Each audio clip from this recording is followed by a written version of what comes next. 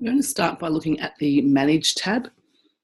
So the Manage tab allows you to look at the site information and also your users and services.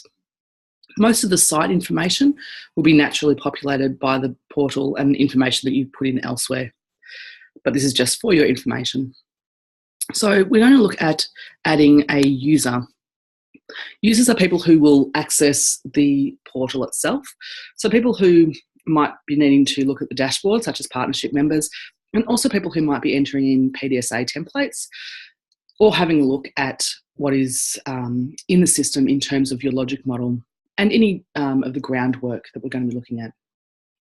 So to add a user, we just click on the Add User button and we enter in the email address. Now I'm going to enter an email address that I know is already in use. If I click on Continue here, it will say that this user is already assigned to your site. So if I go back, what I can do is I can check that this user is here and I can edit it to change their access to either reporter or viewer, and I can update that. Now I'm going to add a user that shouldn't be on the system for this site. So I click on Continue, but here you'll see there's an error message saying that the person has actually been assigned to a site previously. So this is somebody who might be on another partnership or having access to another Best Start site. So I choose their access here and I update. And you can see now that both those two email addresses are sitting in the users for this particular site. If I add a user who is completely new to the Best Start program, then what happens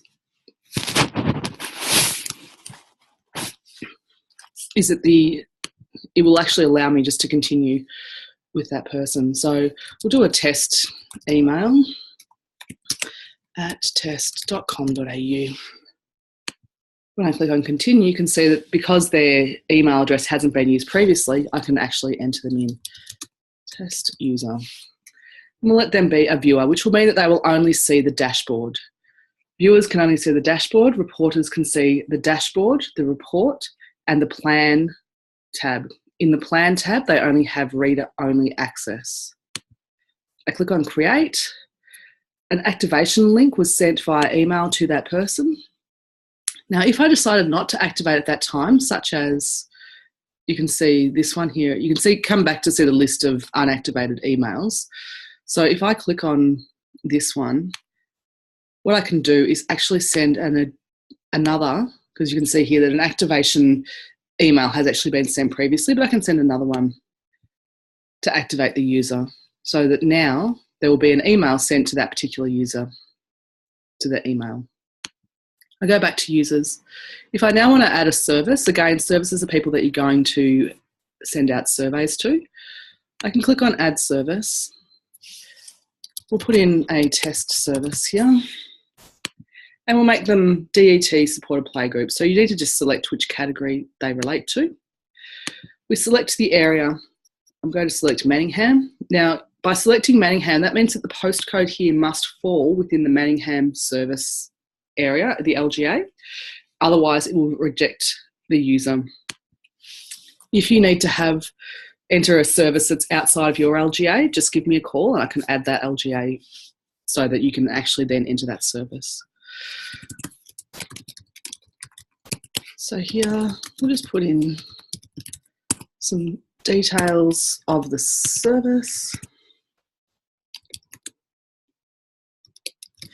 The email address will be the person that you will send the surveys to. So this is important to get this email address correct.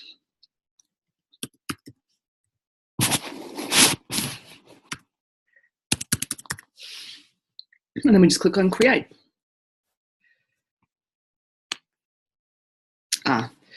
As you can see here, because I've entered in an email address that is already associated with another service, I have to delete that and enter in a new one that doesn't have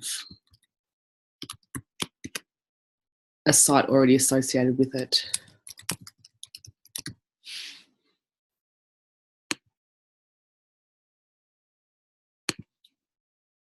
Now you can see that this service has been added.